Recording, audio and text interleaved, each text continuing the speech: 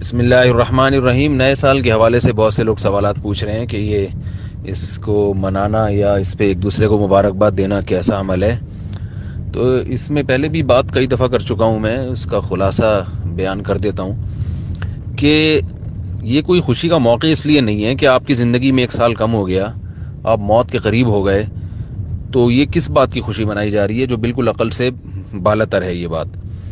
ہاں، اس دن آپ کو سبق ہونا چاہیے، ایک احساس ذمہ داری ہونی چاہیے کہ ہم دنیا میں جتنا ٹائم لے کر آئے تھے اس میں ہماری زندگی مزید کم ہو گئی ہے، تو اب تک کچھ نہیں کیا، تو آؤ ہم مل کے تجدید کر لیتے ہیں کہ بھائی پرانے سال جتنے گزرے ہیں وہ تو سارے خراب گزر گئے، اب ہم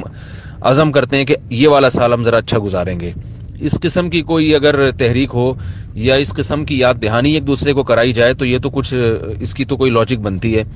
یہ لاجک کہ بھئی ایک سال گزر گیا تو لوگ کہتے ہیں چونکہ خیریت سے گزر گیا اس لیے ہم خوش ہیں، تو بھائی جو چیز گزر گئی اس پہ تھوڑی خوش ہوتا ہے انسان، فیوچر کو دیکھ کے خوش ہوتا ہے نا۔ گزر جو گئی وہ تو چاہے خیریت سے گزرے یا تباہی میں گزرے، جو گزر گئی نا،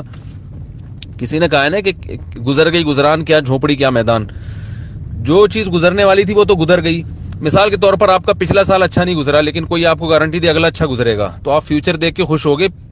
پچھلا دیکھ کے پریشان نہیں ہوگے۔ اور اگر کوئی کہے کہ پچھلا بہت اچھا گزرا تھا لیکن اگلا اچھا نہیں گزرے گا آپ کا، تو آپ پریشان ہوگے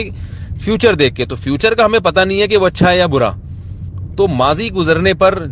جبکہ اس میں ہمیں یہ بھی پتہ ہے کہ ہم موت کے قریب بھی ہوتے جا رہے ہیں، اور جس طرح سے نیو ایئر منایا جاتا ہے اس میں تو انسان جو اچھا بننا چاہے وہ بھی اور خراب ہو جاتا ہے، یعنی تو تجدید عہد کا دن ہم اس کو کہہ سکتے ہیں کہ بھئی ہم نئے سال میں عزم کرتے ہیں کہ اچھا بن کے گزاریں گے، لیکن وہ اس طرح سے نئے سال کا استقبال کیا جاتا ہے کہ جس کا اچھا بننے کا پروگرام ہوتا ہے نا وہ بھی نہیں اچھا بن سکتا، اس میں جو کچھ ہوتا ہے معاشرے میں اس دن۔ تو یہ سب چیزیں گوروں کی طرف سے آئی ہیں ہمارے معاشرے میں، کیونکہ اب ان کا تو کوئی نہ جنت نہ جہنم، ان کے سامنے تو کوئی آخرت ہے ہی نہیں، وہ تو بس کہتے ہیں لائف کو کسی بھی طریقے سے انجوائے کرنے کا کوئی بہانہ تلاش کرو، چاہے اس کی کوئی لاجک بنتی ہو کہ نہیں بنتی ہو، تو بس وہ انجوائمنٹ کے چکر میں وہ سب کچھ کر رہے ہوتے ہیں۔ ہمیں تو اللہ نے ایک دین دیا ہے جس میں احکام دیے ہیں جن کے ہر حکم کے کوئی نہ کوئی لاجک ہے۔ خوشی کے لیے بھی کوئی لاجک ہے کہ بھئی رمضان کے روزے رکھ کے تم نے ایک بہت بڑا مجاہدہ کیا ہے، اب وہ روزوں کی تمہیں چھٹی دی جا رہی ہے، اب تمہیں کھانے پینے کی اجازت دی جا رہی ہے، تو لہذا عید کا دن ہے آج ہمارے لیے۔ اسی طرح بقرعید میں ہم قربانی کر کے اللہ کو خوش کرتے ہیں تو ایک ثواب کا دن بھی ہے اور گوشت بھی ہوتا ہے اس میں، تو اس میں خوشی کی کوئی لاجک ہے۔